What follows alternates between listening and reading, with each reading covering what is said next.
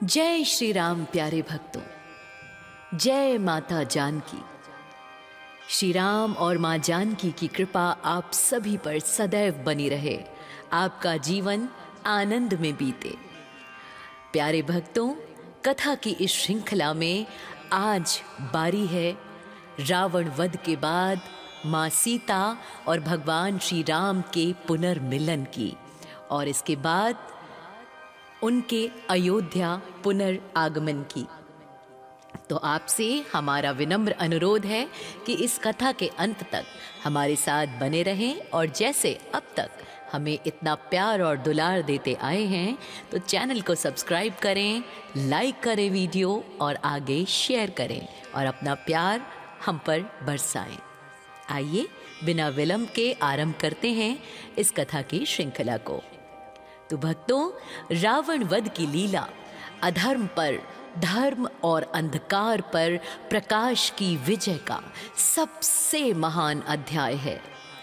यह युद्ध केवल दो राजाओं के बीच नहीं हुआ भक्तों, बल्कि दो विचारधाराओं के बीच था। कुंभकर्ण और मेघनाद जैसे महारथियों की मृत्यु के बाद रावण स्वयं युद्ध भूमि में उतरा और अंततोगत्वा राम के हाथों मृत्यु पाकर मोक्ष को प्राप्त हुआ। इसके पश्चात भगवान श्री राम और माता सीता का मिलन रामायण का सबसे भावुक और प्रतीक्षित क्षण है। यह मिलन जितना सुखद था, उतना ही मर्यादाओं और शुचिता की परीक्षा से भरा था भक्तों। रावण के वध के बाद श्री राम ने हनुमान जी को आदेश दिया कि वे अशोक वाटिका जाकर माता सीता को विजय का समाचार सुनाएं। हनुमान जी ने जाकर माता को शुभ संदेश सुनाया। इसके बाद प्रभु ने विभीषण से कहा कि माता सीता को पूरे सम्मान के साथ ससम्मान मेरे सन्मुख लाया जाए। माता सीता एक पालकी में सवार होकर श्री राम के शिविर की ओर चली। वानर सेना और भालू अपनी माता के दर्शन के लिए लालायित थे और भीड़ बढ़ती ही जा रही थी। तब श्री राम ने कहा, इन्हें पैदल आने दें ताकि मेरी सेना अपनी माता को देख सके। एक स्त्री की सुरक्षा उसका चरित्र होता है, न कि पर्दे की दीवारें। जब माता सीता श्री राम के सामने पहुंची तो वे धूल से सनी हुई थी और उनकी आंखों में प्रेमाश्रुओं की धारा बह रही थी। वे लंबे समय के वियोग के बाद अपने स्वामी को देख जो रही थी। जैसे ही माता सीता जी प्रभु के निकट आई, श्री राम ने लोक मर्यादा और आने वाले समय के लोकापवाद यानी लोगों की बातों को ध्यान में रखते हुए कठोर वचन कहे। उन्होंने सीता जी की पवित्रता पर संसार के सामने साक्षी मांगी। अपने चरित्र पर प्रश्न उठते देख माता सीता ने अत्यंत गरिमा के साथ उत्तर दिया और लक्ष्मण जी से चिता तैयार करने को कहा। उन्होंने कहा, यदि मेरा मन, वचन और कर्म केवल रघुनाथ जी के चरणों में रहा है तो यह अग्नि मुझे स्पर्श भी न करे। जैसे ही माता सीता धधकती हुई अग्नि में प्रविष्ट हुई, अग्निदेव स्वयं उन्हें अपनी गोद में लेकर बाहर आ गए भक्तों। उन्होंने श्री राम से कहा, हे राघव, जानकी निष्पाप है और परम पवित्र हैं, इन्हें स्वीकार करें। आध्यात्म रामायण के अनुसार हरण से पूर्व ही श्री राम ने असली सीता को अग्निदेव को सौंप दिया था और रावण के पास केवल मायावी सीता यानी उनका प्रतिबिंब थी। अग्नि परीक्षा के माध्यम से प्रभु ने असली सीता को पुनः प्राप्त किया। सीता जी की शुद्धि के बाद आकाश से ब्रह्मा, शिव और इंद्र आदि देवता प्रकट हुए। उन्होंने श्री राम की स्तुति की और उन्हें उनके साक्षात विष्णु होने का स्मरण कराया। इसी समय स्वर्ग से महाराजा दशरथ भी विमान में बैठकर आए। श्री राम और लक्ष्मण ने उनके चरणों में वंदना की। पिता दशरथ ने अपने पुत्रों को आशीर्वाद दिया और कहा कि आज उनकी आत्मा को पूर्ण शांति मिली है। अंततः श्री राम ने माता सीता को स्वीकार किया और उन्हें अपने वाम भाग यानी अपनी बाईं ओर में बिठाया। प्रभु ने विभीषण को लंका का राजा बनाया। विभीषण ने प्रभु से लंका में रुकने का आग्रह किया, लेकिन श्री राम ने कहा कि वनवास की अवधि समाप्त होने वाली है और भरत उनकी प्रतीक्षा कर रहे होंगे। तब विभीषण ने उन्हें पुष्पक विमान भेंट किया और भक्तों, इस विमान पर श्री राम, माता सीता, लक्ष्मण, हनुमान, सुग्रीव और प्रमुख वानर योद्धा सवार होकर अयोध्या की ओर चले। मार्ग में उन्होंने उन सभी स्थानों के दर्शन किए जहां उन्होंने वनवास का समय बिताया था। तो ये प्रसंग हमें सिखाता है, ये लीला हमें सिखाती है कि सत्य और सतित्व की शक्ति अग्नि से भी अधिक प्रबल होती है। श्री राम द्वारा अग्नि परीक्षा लेना उनकी क्रूरता नहीं भक्तों, बल्कि माता सीता के चरित्र को युगों युगों के लिए निष्कलंक सिद्ध करने का एक प्रयास था। 14 वर्षों के लंबे वनवास के बाद श्री राम, माता सीता और लक्ष्मण का अयोध्या आगमन दीपोत्सव के रूप में मनाया जाता है। ये दृश्य अत्यंत भावुक और आनंदमयी था भक्तों। यहाँ उनके स्वागत और उसके बाद की लीला का जो विस्तृत वर्णन है वो हम आपको सुनाने जा रहे हैं, तो हमारे साथ बने रहिए। अयोध्या पहुंचने से पहले श्री राम ने हनुमान जी को भरत जी के पास भेजा ताकि वे आगमन की सूचना दे सकें। हनुमान जी ने देखा कि भरत जी श्री राम के वियोग में आत्मदाह करने ही वाले थे। जैसे ही उन्होंने राम के आने का समाचार सुना, उनका रोम रोम पुलकित हो गया। जब पुष्पक विमान अयोध्या की सीमा पर पहुंची तो पूरी अयोध्या नगरी जय श्री राम के उद्घोष से गूंज उठी। अयोध्या वासियों ने पूरी नगरी को ध्वजाओं, फूलों और बंधनवारों से सजाया। घर घर में दीपोत्सव मनाए गए, दीप जलाए गए। माना जाता है कि इसी दिन से दीपावली पर्व शुरू हुआ था। श्री राम ने सबसे पहले अपने गुरु वशिष्ठ के चरण स्पर्श किए, फिर वे अपनी माताओं कौशल्या, सुमित्रा और कैकेयी से मिले। माता कौशल्या ने आरती उतारकर अपने पुत्रों और बहू का स्वागत किया। भरत जी ने श्री राम के चरणों में गिरकर माफी मांगी और उन्हें उनकी खड़ाऊ वापस की। श्री राम ने उन्हें गले से लगा लिया। शुभ मुहूर्त में गुरु वशिष्ठ ने श्री राम का राज्याभिषेक किया। चारों समुद्रों और पवित्र नदियों का जल लाया गया। श्री राम को स्वर्ण सिंहासन पर बिठाया गया और राज मुकुट पहनाया गया। देवताओं ने आकाश से फूलों की वर्षा की और गंधर्वों ने मंगल गान किया। श्री राम ने वानर सेना, विभीषण और हनुमान जी को बहुमूल्य उपहार दिए। माता सीता ने अपनी कीमती मोतियों की माला हनुमान जी को भेंट करी। श्री राम के राजा बनने के बाद जिस व्यवस्था की स्थापना हुई भक्तों, उसे राम राज्य कहा जाता है। गोस्वामी तुलसीदास जी ने रामचरितमानस में इसका सुंदर वर्णन किया है। दैहिक दैविक भौतिक तापा, राम राज नहीं काहु व्यापा। अर्थात राम राज्य में किसी भी व्यक्ति को शारीरिक, मानसिक या दैवीय कष्ट नहीं थे। कोई चोरी नहीं होती थी, कोई अकाल नहीं पड़ता था। सभी लोग अपने धर्म का पालन करते और मिलजुल कर रहते। खेती अच्छी होती थी, नदियां जल से भरी रहती थी और वन फल फूलों से लदे रहते थे।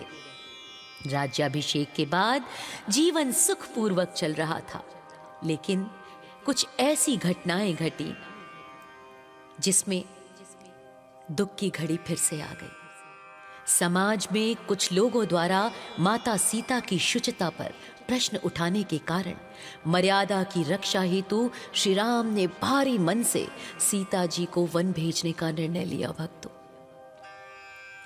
माता सीता ने सहर्ष स्वीकार करते हुए वन की ओर प्रस्थान किया। वन में महर्षि वाल्मीकि के आश्रम में माता सीता ने 2 तेजस्वी पुत्रों लव और कुश को जन्म दिया। श्री राम ने अश्वमेध यज्ञ किया, जिसका घोड़ा लव और कुश ने पकड़ा और हनुमान जी समेत पूरी सेना को युद्ध में परास्त किया। क्योंकि उनका लालन पालन स्वयं माता जानकी ने किया था, उन्हें अस्त्र शस्त्र की नीति की शिक्षा स्वयं ऋषि वाल्मीकि ने दी थी। जब श्री राम को यह पता चला कि लव कुश उन्हीं के पुत्र हैं, तब माता सीता पुनः प्रकट हुई। उन्होंने अपनी पवित्रता की अंतिम गवाही देते हुए धरती माता से अपनी गोद में लेने की प्रार्थना की और भू समाधि ले ली। अंत में जब अवतार कार्य पूर्ण हुआ तो काल के संदेश पर श्री राम ने सरयू नदी में प्रवेश किया। उनके साथ लक्ष्मण, जो पहले ही शेषनाग रूप में विलीन हो चुके थे, भरत, शत्रुघ्न और अयोध्या के कई भक्त भी जल समाधि लेकर अपने दिव्य धाम वैकुंठ को प्रस्थान कर गए। प्यारे भक्तों, राम कथा का संदेश यही है कि श्री राम का जीवन हमें ये सिखाता है कि कठिन से कठिन परिस्थिति में भी मर्यादा, धैर्य और धर्म का त्याग नहीं करना चाहिए। सदैव धार्मिक कार्य करते हुए सही रास्ते पर अग्रसर होते हुए इंसान, व्यक्ति या कोई भी जीव इस लोक में सुखी रहते हुए उस लोक को यानी सीधे वैकुंठ को प्राप्त करता है। हम आशा करते हैं कि हमारे द्वारा दी गई इस जानकारी से, इस कथा को सुनकर आप जरूर आनंदित हुए होंगे और आपने कुछ अद्भुत शिक्षा अवश्य ली होगी। हमें कमेंट के माध्यम से जरूर बताएं कि कैसी लगती है आपको हमारे द्वारा दी गई जानकारी। और अगर अच्छा लगे तो वीडियो लाइक करें, शेयर करें और हाँ, चैनल सब्सक्राइब करना बिल्कुल ना भूलें। तो प्रेम से कहिए जय जय सीताराम।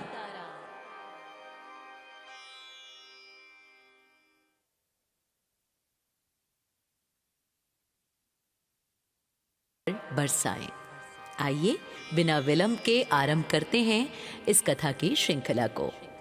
तो भक्तों, रावण वध की लीला अधर्म पर धर्म और अंधकार पर प्रकाश की विजय का सबसे महान अध्याय है। यह युद्ध केवल 2 राजाओं के बीच नहीं हुआ भक्तों, बल्कि 2 विचारधाराओं के बीच था।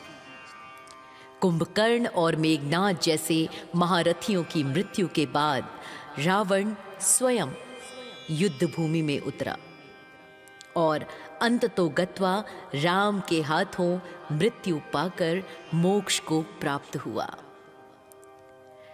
इसके पश्चात भगवान श्री राम और माता सीता का मिलन रामायण का सबसे भावुक और प्रतीक्षित क्षण है। यह मिलन जितना सुखद था, उतना ही मर्यादाओं और शुचिता की परीक्षा से भरा था भक्तों। रावण के वध के बाद श्री राम ने हनुमान जी को आदेश दिया कि वे अशोक वाटिका जाकर माता सीता को विजय का समाचार सुनाएं। हनुमान जी ने जाकर माता को शुभ संदेश सुनाया। इसके बाद प्रभु ने विभीषण से कहा कि माता सीता को पूरे सम्मान के साथ ससम्मान मेरे सन्मुख लाया जाए। माता सीता एक पालकी में सवार होकर श्री राम के शिविर की ओर चली। वानर सेना और भालू अपनी माता के दर्शन के लिए लालायित थे और भीड़ बढ़ती ही जा रही थी। तब श्री राम ने कहा, इन्हें पैदल आने दें ताकि मेरी सेना अपनी माता को देख सके। एक स्त्री की सुरक्षा उसका चरित्र होता है, न कि पर्दे की दीवारें। जब माता सीता श्री राम के सामने पहुंची तो वे धूल से सनी हुई थी और उनकी आंखों में प्रेमाश्रुओं की धारा बह रही थी। वे लंबे समय के वियोग के बाद अपने स्वामी को देख जो रही थी। जैसे ही माता सीता जी प्रभु के निकट आई, श्री राम ने लोक मर्यादा और आने वाले समय के लोकापवाद यानी लोगों की बातों को ध्यान में रखते हुए कठोर वचन कहे। उन्होंने सीता जी की पवित्रता पर संसार के सामने साक्षी मांगी। अपने चरित्र पर प्रश्न उठते देख माता सीता ने अत्यंत गरिमा के साथ उत्तर दिया और लक्ष्मण जी से चिता तैयार करने को कहा। उन्होंने कहा, यदि मेरा मन, वचन और कर्म केवल रघुनाथ जी के चरणों में रहा है तो यह अग्नि मुझे स्पर्श भी न करे। जैसे ही माता सीता धधकती हुई अग्नि में प्रविष्ट हुई, अग्निदेव स्वयं उन्हें अपनी गोद में लेकर बाहर आ गए। भक्तों, उन्होंने श्री राम से कहा, हे राघव, जानकी निष्पाप है और परम पवित्र हैं, इन्हें स्वीकार करें। आध्यात्म रामायण के अनुसार हरण से पूर्व ही श्री राम ने असली सीता को अग्निदेव को सौंप दिया था और रावण के पास केवल मायावी सीता यानी उनका प्रतिबिंब थी। अग्नि परीक्षा के माध्यम से प्रभु ने असली सीता को पुनः प्राप्त किया। सीता जी की शुद्धि के बाद आकाश से ब्रह्मा, शिव और इंद्र आदि देवता प्रकट हुए। उन्होंने श्री राम की स्तुति की और उन्हें उनके साक्षात विष्णु होने का स्मरण कराया। इसी समय स्वर्ग से महाराजा दशरथ भी विमान में बैठकर आए। श्री राम और लक्ष्मण ने उनके चरणों में वंदना की। पिता दशरथ ने अपने पुत्रों को आशीर्वाद दिया और कहा कि आज उनकी आत्मा को पूर्ण शांति मिली है। अंततः श्री राम ने माता सीता को स्वीकार किया और उन्हें अपने वाम भाग यानी अपनी बाईं ओर में बिठाया। प्रभु ने विभीषण को लंका का राजा बनाया। विभीषण ने प्रभु से लंका में रुकने का आग्रह किया, लेकिन श्री राम ने कहा कि वनवास की अवधि समाप्त होने वाली है और भरत उनकी प्रतीक्षा कर रहे होंगे। तब विभीषण ने उन्हें पुष्पक विमान भेंट किया और भक्तों, इस विमान पर श्री राम, माता सीता, लक्ष्मण, हनुमान, सुग्रीव और प्रमुख वानर योद्धा सवार होकर अयोध्या की ओर चले। मार्ग में उन्होंने उन सभी स्थानों के दर्शन किए जहां उन्होंने वनवास का समय बिताया था। तो ये प्रसंग हमें सिखाता है, ये लीला हमें सिखाती है कि सत्य और सतित्व की शक्ति अग्नि से भी अधिक प्रबल होती है। श्री राम द्वारा अग्नि परीक्षा लेना उनकी क्रूरता नहीं भक्तों, बल्कि माता सीता के चरित्र को युगों युगों के लिए निष्कलंक सिद्ध करने का एक प्रयास था। 14 वर्षों के लंबे वनवास के बाद श्री राम, माता सीता और लक्ष्मण का अयोध्या आगमन दीपोत्सव के रूप में मनाया जाता है। ये दृश्य अत्यंत भावुक और आनंदमयी था भक्तों। यहाँ उनके स्वागत और उसके बाद की लीला का जो विस्तृत वर्णन है वो हम आपको सुनाने जा रहे हैं, तो हमारे साथ बने रहिए। अयोध्या पहुंचने से पहले श्री राम ने हनुमान जी को भरत जी के पास भेजा ताकि वे आगमन की सूचना दे सकें। हनुमान जी ने देखा कि भरत जी श्री राम के वियोग में आत्मदाह करने ही वाले थे। जैसे ही उन्होंने राम के आने का समाचार सुना, उनका रोम रोम पुलकित हो गया। जब पुष्पक विमान अयोध्या की सीमा पर पहुंची तो पूरी अयोध्या नगरी जय श्री राम के उद्घोष से गूंज उठी। अयोध्या वासियों ने पूरी नगरी को ध्वजाओं, फूलों और बंधनवारों से सजाया। घर घर में दीपोत्सव मनाए गए, दीप जलाए गए। माना जाता है कि इसी दिन से दीपावली पर्व शुरू हुआ था। श्री राम ने सबसे पहले अपने गुरु वशिष्ठ के चरण स्पर्श किए, फिर वे अपनी माताओं कौशल्या, सुमित्रा और कैकेयी से मिले। माता कौशल्या ने आरती उतारकर अपने पुत्रों और बहू का स्वागत किया। भरत जी ने श्री राम के चरणों में गिरकर माफी मांगी और उन्हें उनकी खड़ाऊ वापस की। श्री राम ने उन्हें गले से लगा लिया। शुभ मुहूर्त में गुरु वशिष्ठ ने श्री राम का राज्याभिषेक किया। चारों समुद्रों और पवित्र नदियों का जल लाया गया। श्री राम को स्वर्ण सिंहासन पर बिठाया गया और राज मुकुट पहनाया गया।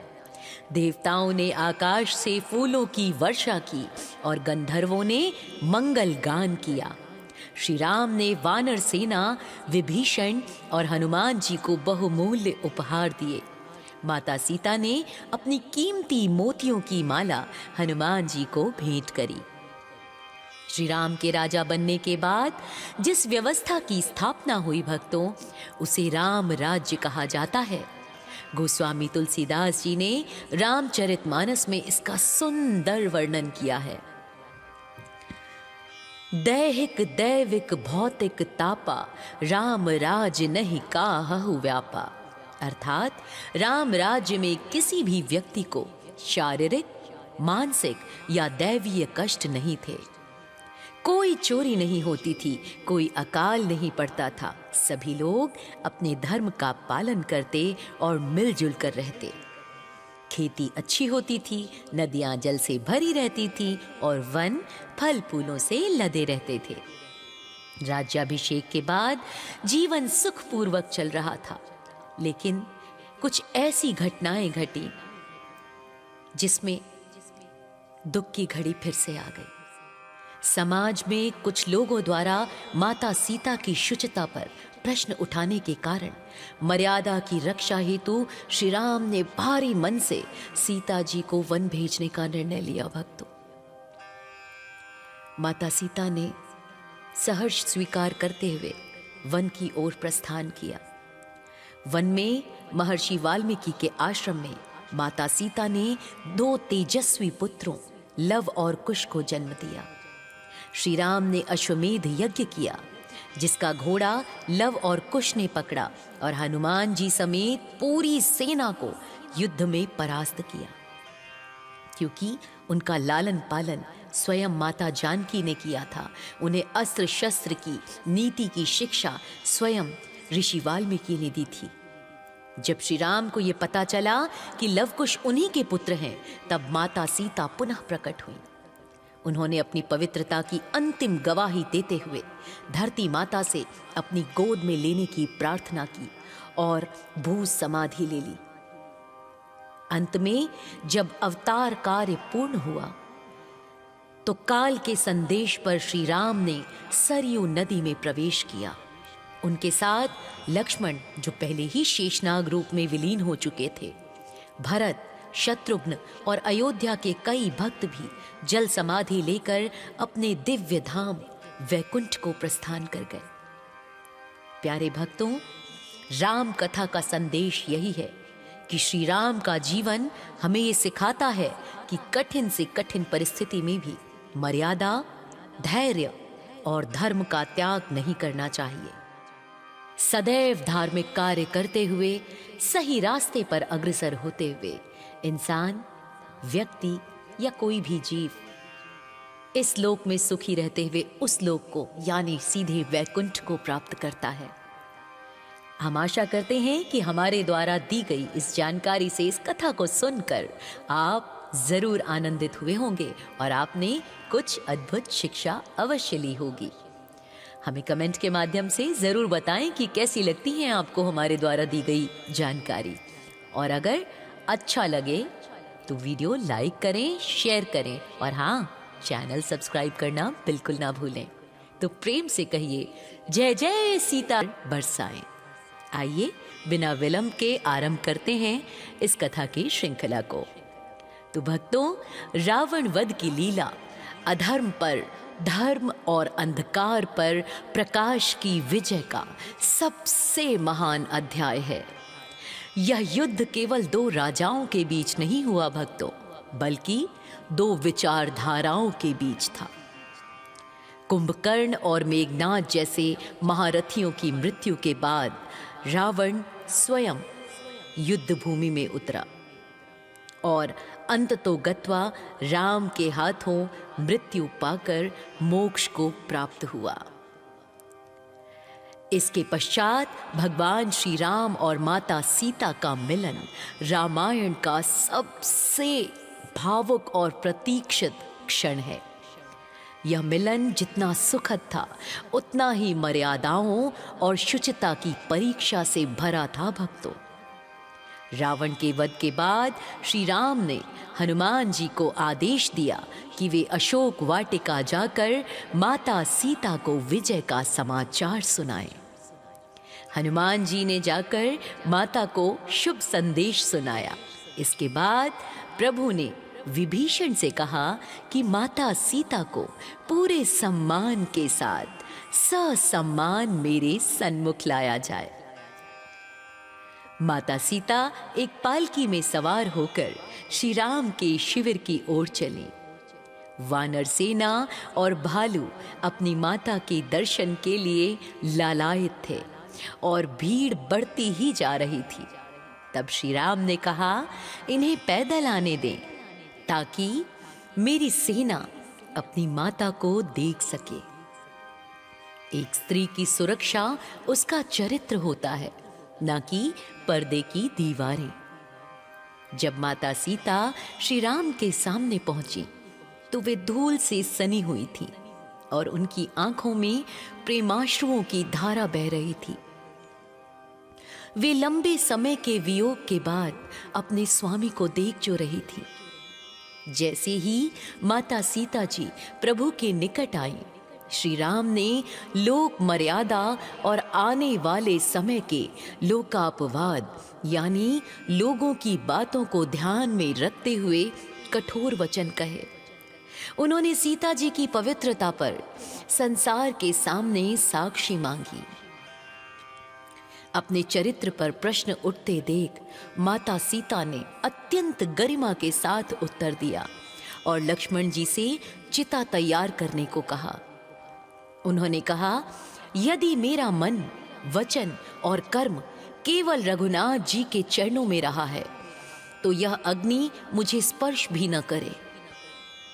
जैसे ही माता सीता धधकती हुई अग्नि में प्रविष्ट हुई, अग्निदेव स्वयं उन्हें अपनी गोद में लेकर बाहर आ गए। भक्तों, उन्होंने श्री राम से कहा, हे राघव, जानकी निष्पाप है और परम पवित्र हैं, इन्हें स्वीकार करें।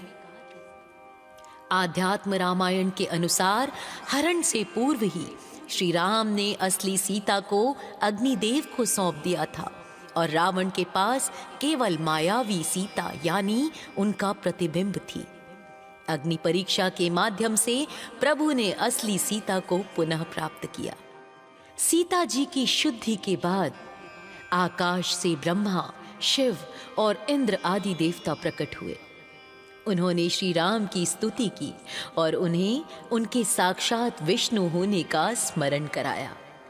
इसी समय स्वर्ग से महाराजा दशरथ भी विमान में बैठकर आए। श्री राम और लक्ष्मण ने उनके चरणों में वंदना की। पिता दशरथ ने अपने पुत्रों को आशीर्वाद दिया और कहा कि आज उनकी आत्मा को पूर्ण शांति मिली है। अंततः श्री राम ने माता सीता को स्वीकार किया और उन्हें अपने वाम भाग यानी अपनी बाईं ओर में बिठाया। प्रभु ने विभीषण को लंका का राजा बनाया। विभीषण ने प्रभु से लंका में रुकने का आग्रह किया, लेकिन श्री राम ने कहा कि वनवास की अवधि समाप्त होने वाली है और भरत उनकी प्रतीक्षा कर रहे होंगे। तब विभीषण ने उन्हें पुष्पक विमान भेंट किया और भक्तों, इस विमान पर श्री राम, माता सीता, लक्ष्मण, हनुमान, सुग्रीव और प्रमुख वानर योद्धा सवार होकर अयोध्या की ओर चले। मार्ग में उन्होंने उन सभी स्थानों के दर्शन किए जहां उन्होंने वनवास का समय बिताया था। तो ये प्रसंग हमें सिखाता है, ये लीला हमें सिखाती है कि सत्य और सतित्व की शक्ति अग्नि से भी अधिक प्रबल होती है। श्री राम द्वारा अग्नि परीक्षा लेना उनकी क्रूरता नहीं भक्तों, बल्कि माता सीता के चरित्र को युगों युगों के लिए निष्कलंक सिद्ध करने का एक प्रयास था। 14 वर्षों के लंबे वनवास के बाद श्री राम, माता सीता और लक्ष्मण का अयोध्या आगमन दीपोत्सव के रूप में मनाया जाता है। ये दृश्य अत्यंत भावुक और आनंदमयी था भक्तों। यहाँ उनके स्वागत और उसके बाद की लीला का जो विस्तृत वर्णन है वो हम आपको सुनाने जा रहे हैं, तो हमारे साथ बने रहिए। अयोध्या पहुंचने से पहले श्री राम ने हनुमान जी को भरत जी के पास भेजा ताकि वे आगमन की सूचना दे सकें। हनुमान जी ने देखा कि भरत जी श्री राम के वियोग में आत्मदाह करने ही वाले थे। जैसे ही उन्होंने राम के आने का समाचार सुना, उनका रोम रोम पुलकित हो गया। जब पुष्पक विमान अयोध्या की सीमा पर पहुंची तो पूरी अयोध्या नगरी जय श्री राम के उद्घोष से गूंज उठी। अयोध्या वासियों ने पूरी नगरी को ध्वजाओं, फूलों और बंधनवारों से सजाया। घर घर में दीपोत्सव मनाए गए, दीप जलाए गए। माना जाता है कि इसी दिन से दीपावली पर्व शुरू हुआ था। श्री राम ने सबसे पहले अपने गुरु वशिष्ठ के चरण स्पर्श किए, फिर वे अपनी माताओं कौशल्या, सुमित्रा और कैकेयी से मिले। माता कौशल्या ने आरती उतारकर अपने पुत्रों और बहू का स्वागत किया। भरत जी ने श्री राम के चरणों में गिरकर माफी मांगी और उन्हें उनकी खड़ाऊ वापस की। श्री राम ने उन्हें गले से लगा लिया। शुभ मुहूर्त में गुरु वशिष्ठ ने श्री राम का राज्याभिषेक किया। चारों समुद्रों और पवित्र नदियों का जल लाया गया। श्री राम को स्वर्ण सिंहासन पर बिठाया गया और राज मुकुट पहनाया गया। देवताओं ने आकाश से फूलों की वर्षा की और गंधर्वों ने मंगल गान किया। श्री राम ने वानर सेना, विभीषण और हनुमान जी को बहुमूल्य उपहार दिए। माता सीता ने अपनी कीमती मोतियों की माला हनुमान जी को भेंट करी। श्री राम के राजा बनने के बाद जिस व्यवस्था की स्थापना हुई भक्तों, उसे राम राज्य कहा जाता है। गोस्वामी तुलसीदास जी ने रामचरितमानस में इसका सुंदर वर्णन किया है।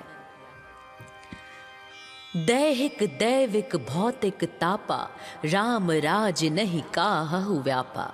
अर्थात राम राज्य में किसी भी व्यक्ति को शारीरिक, मानसिक या दैवीय कष्ट नहीं थे। कोई चोरी नहीं होती थी, कोई अकाल नहीं पड़ता था। सभी लोग अपने धर्म का पालन करते और मिलजुल कर रहते। खेती अच्छी होती थी, नदियां जल से भरी रहती थी और वन फल फूलों से लदे रहते थे।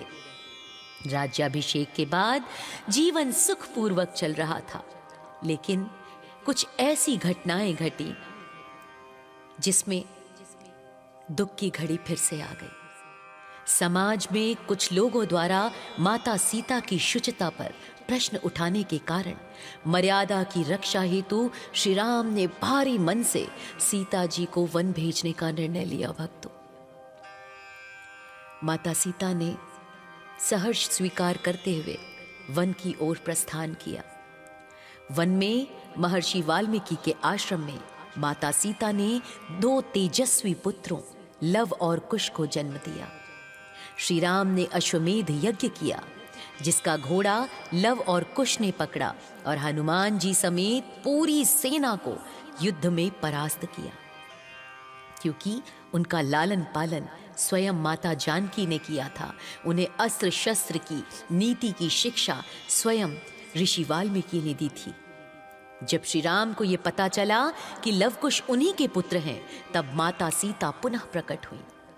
उन्होंने अपनी पवित्रता की अंतिम गवाही देते हुए धरती माता से अपनी गोद में लेने की प्रार्थना की और भू समाधि ले ली। अंत में जब अवतार कार्य पूर्ण हुआ तो काल के संदेश पर श्री राम ने सरयू नदी में प्रवेश किया। उनके साथ लक्ष्मण, जो पहले ही शेषनाग रूप में विलीन हो चुके थे, भरत, शत्रुघ्न और अयोध्या के कई भक्त भी जल समाधि लेकर अपने दिव्य धाम वैकुंठ को प्रस्थान कर गए। प्यारे भक्तों, राम कथा का संदेश यही है कि श्री राम का जीवन हमें ये सिखाता है कि कठिन से कठिन परिस्थिति में भी मर्यादा, धैर्य और धर्म का त्याग नहीं करना चाहिए। सदैव धार्मिक कार्य करते हुए सही रास्ते पर अग्रसर होते हुए इंसान, व्यक्ति या कोई भी जीव इस लोक में सुखी रहते हुए उस लोक को यानी सीधे वैकुंठ को प्राप्त करता है। हम आशा करते हैं कि हमारे द्वारा दी गई इस जानकारी से, इस कथा को सुनकर आप जरूर आनंदित हुए होंगे और आपने कुछ अद्भुत शिक्षा अवश्य ली होगी। हमें कमेंट के माध्यम से जरूर बताएं कि कैसी लगती है आपको हमारे द्वारा दी गई जानकारी, और अगर अच्छा लगे तो वीडियो लाइक करें, शेयर करें और हाँ, चैनल सब्सक्राइब करना बिल्कुल ना भूलें। तो प्रेम से कहिए जय जय सीताराम।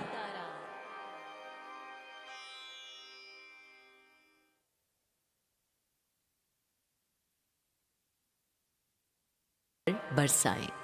आइए बिना विलंब के आरंभ करते हैं इस कथा की श्रृंखला को। तो भक्तों, रावण वध की लीला अधर्म पर धर्म और अंधकार पर प्रकाश की विजय का सबसे महान अध्याय है। यह युद्ध केवल दो राजाओं के बीच नहीं हुआ भक्तों, बल्कि दो विचारधाराओं के बीच था। कुंभकर्ण और मेघनाद जैसे महारथियों की मृत्यु के बाद रावण स्वयं युद्ध भूमि में उतरा और अंततोगत्वा राम के हाथों मृत्यु पाकर मोक्ष को प्राप्त हुआ। इसके पश्चात भगवान श्री राम और माता सीता का मिलन रामायण का सबसे भावुक और प्रतीक्षित क्षण है। यह मिलन जितना सुखद था, उतना ही मर्यादाओं और शुचिता की परीक्षा से भरा था भक्तों। रावण के वध के बाद श्री राम ने हनुमान जी को आदेश दिया कि वे अशोक वाटिका जाकर माता सीता को विजय का समाचार सुनाएं। हनुमान जी ने जाकर माता को शुभ संदेश सुनाया। इसके बाद प्रभु ने विभीषण से कहा कि माता सीता को पूरे सम्मान के साथ ससम्मान मेरे सन्मुख लाया जाए। माता सीता एक पालकी में सवार होकर श्री राम के शिविर की ओर चली। वानर सेना और भालू अपनी माता के दर्शन के लिए लालायित थे और भीड़ बढ़ती ही जा रही थी। तब श्री राम ने कहा, इन्हें पैदल आने दें ताकि मेरी सेना अपनी माता को देख सके। एक स्त्री की सुरक्षा उसका चरित्र होता है, न कि पर्दे की दीवारें। जब माता सीता श्री राम के सामने पहुंची तो वे धूल से सनी हुई थी और उनकी आंखों में प्रेमाश्रुओं की धारा बह रही थी। वे लंबे समय के वियोग के बाद अपने स्वामी को देख जो रही थी। जैसे ही माता सीता जी प्रभु के निकट आई, श्री राम ने लोक मर्यादा और आने वाले समय के लोकापवाद यानी लोगों की बातों को ध्यान में रखते हुए कठोर वचन कहे। उन्होंने सीता जी की पवित्रता पर संसार के सामने साक्षी मांगी। अपने चरित्र पर प्रश्न उठते देख माता सीता ने अत्यंत गरिमा के साथ उत्तर दिया और लक्ष्मण जी से चिता तैयार करने को कहा। उन्होंने कहा, यदि मेरा मन, वचन और कर्म केवल रघुनाथ जी के चरणों में रहा है तो यह अग्नि मुझे स्पर्श भी न करे। जैसे ही माता सीता धधकती हुई अग्नि में प्रविष्ट हुई, अग्निदेव स्वयं उन्हें अपनी गोद में लेकर बाहर आ गए। भक्तों, उन्होंने श्री राम से कहा, हे राघव, जानकी निष्पाप है और परम पवित्र हैं, इन्हें स्वीकार करें। आध्यात्म रामायण के अनुसार हरण से पूर्व ही श्री राम ने असली सीता को अग्निदेव को सौंप दिया था और रावण के पास केवल मायावी सीता यानी उनका प्रतिबिंब थी।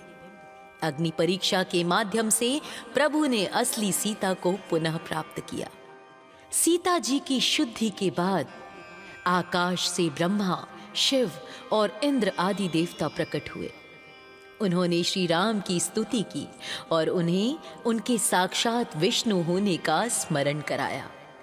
इसी समय स्वर्ग से महाराजा दशरथ भी विमान में बैठकर आए। श्री राम और लक्ष्मण ने उनके चरणों में वंदना की। पिता दशरथ ने अपने पुत्रों को आशीर्वाद दिया और कहा कि आज उनकी आत्मा को पूर्ण शांति मिली है। अंततः श्री राम ने माता सीता को स्वीकार किया और उन्हें अपने वाम भाग यानी अपनी बाईं ओर में बिठाया। प्रभु ने विभीषण को लंका का राजा बनाया। विभीषण ने प्रभु से लंका में रुकने का आग्रह किया, लेकिन श्री राम ने कहा कि वनवास की अवधि समाप्त होने वाली है और भरत उनकी प्रतीक्षा कर रहे होंगे। तब विभीषण ने उन्हें पुष्पक विमान भेंट किया और भक्तों, इस विमान पर श्री राम, माता सीता, लक्ष्मण, हनुमान, सुग्रीव और प्रमुख वानर योद्धा सवार होकर अयोध्या की ओर चले। मार्ग में उन्होंने उन सभी स्थानों के दर्शन किए जहां उन्होंने वनवास का समय बिताया था। तो ये प्रसंग हमें सिखाता है, ये लीला हमें सिखाती है कि सत्य और सतित्व की शक्ति अग्नि से भी अधिक प्रबल होती है। श्री राम द्वारा अग्नि परीक्षा लेना उनकी क्रूरता नहीं भक्तों, बल्कि माता सीता के चरित्र को युगों युगों के लिए निष्कलंक सिद्ध करने का एक प्रयास था। 14 वर्षों के लंबे वनवास के बाद श्री राम, माता सीता और लक्ष्मण का अयोध्या आगमन दीपोत्सव के रूप में मनाया जाता है। ये दृश्य अत्यंत भावुक और आनंदमयी था भक्तों। यहाँ उनके स्वागत और उसके बाद की लीला का जो विस्तृत वर्णन है वो हम आपको सुनाने जा रहे हैं, तो हमारे साथ बने रहिए। अयोध्या पहुंचने से पहले श्री राम ने हनुमान जी को भरत जी के पास भेजा ताकि वे आगमन की सूचना दे सकें। हनुमान जी ने देखा कि भरत जी श्री राम के वियोग में आत्मदाह करने ही वाले थे। जैसे ही उन्होंने राम के आने का समाचार सुना, उनका रोम रोम पुलकित हो गया। जब पुष्पक विमान अयोध्या की सीमा पर पहुंची तो पूरी अयोध्या नगरी जय श्री राम के उद्घोष से गूंज उठी। अयोध्या वासियों ने पूरी नगरी को ध्वजाओं, फूलों और बंधनवारों से सजाया। घर घर में दीपोत्सव मनाए गए, दीप जलाए गए। माना जाता है कि इसी दिन से दीपावली पर्व शुरू हुआ था। श्री राम ने सबसे पहले अपने गुरु वशिष्ठ के चरण स्पर्श किए, फिर वे अपनी माताओं कौशल्या, सुमित्रा और कैकेयी से मिले। माता कौशल्या ने आरती उतारकर अपने पुत्रों और बहू का स्वागत किया। भरत जी ने श्री राम के चरणों में गिरकर माफी मांगी और उन्हें उनकी खड़ाऊ वापस की। श्री राम ने उन्हें गले से लगा लिया। शुभ मुहूर्त में गुरु वशिष्ठ ने श्री राम का राज्याभिषेक किया। चारों समुद्रों और पवित्र नदियों का जल लाया गया। श्री राम को स्वर्ण सिंहासन पर बिठाया गया और राज मुकुट पहनाया गया। देवताओं ने आकाश से फूलों की वर्षा की और गंधर्वों ने मंगल गान किया। श्री राम ने वानर सेना, विभीषण और हनुमान जी को बहुमूल्य उपहार दिए। माता सीता ने अपनी कीमती मोतियों की माला हनुमान जी को भेंट करी। श्री राम के राजा बनने के बाद जिस व्यवस्था की स्थापना हुई भक्तों, उसे राम राज्य कहा जाता है। गोस्वामी तुलसीदास जी ने रामचरितमानस में इसका सुंदर वर्णन किया है। दैहिक दैविक भौतिक तापा, राम राज नहीं काहु व्यापा। अर्थात राम राज्य में किसी भी व्यक्ति को शारीरिक, मानसिक या दैवीय कष्ट नहीं थे। कोई चोरी नहीं होती थी, कोई अकाल नहीं पड़ता था। सभी लोग अपने धर्म का पालन करते और मिलजुल कर रहते। खेती अच्छी होती थी, नदियां जल से भरी रहती थी और वन फल फूलों से लदे रहते थे। राज्याभिषेक के बाद जीवन सुखपूर्वक चल रहा था, लेकिन कुछ ऐसी घटनाएं घटी जिसमें दुख की घड़ी फिर से आ गई। समाज में कुछ लोगों द्वारा माता सीता की शुचिता पर प्रश्न उठाने के कारण मर्यादा की रक्षा हेतु श्री राम ने भारी मन से सीता जी को वन भेजने का निर्णय लिया। भक्तों, माता सीता ने सहर्ष स्वीकार करते हुए वन की ओर प्रस्थान किया। वन में महर्षि वाल्मीकि के आश्रम में माता सीता ने 2 तेजस्वी पुत्रों लव और कुश को जन्म दिया। श्री राम ने अश्वमेध यज्ञ किया, जिसका घोड़ा लव और कुश ने पकड़ा और हनुमान जी समेत पूरी सेना को युद्ध में परास्त किया। क्योंकि उनका लालन पालन स्वयं माता जानकी ने किया था, उन्हें अस्त्र शस्त्र की नीति की शिक्षा स्वयं ऋषि वाल्मीकि ने दी थी। जब श्री राम को यह पता चला कि लवकुश उन्हीं के पुत्र हैं, तब माता सीता पुनः प्रकट हुई। उन्होंने अपनी पवित्रता की अंतिम गवाही देते हुए धरती माता से अपनी गोद में लेने की प्रार्थना की और भू समाधि ले ली। अंत में जब अवतार कार्य पूर्ण हुआ तो काल के संदेश पर श्री राम ने सरयू नदी में प्रवेश किया। उनके साथ लक्ष्मण, जो पहले ही शेषनाग रूप में विलीन हो चुके थे, भरत, शत्रुघ्न और अयोध्या के कई भक्त भी जल समाधि लेकर अपने दिव्य धाम वैकुंठ को प्रस्थान कर गए। प्यारे भक्तों, राम कथा का संदेश यही है कि श्री राम का जीवन हमें ये सिखाता है कि कठिन से कठिन परिस्थिति में भी मर्यादा, धैर्य और धर्म का त्याग नहीं करना चाहिए।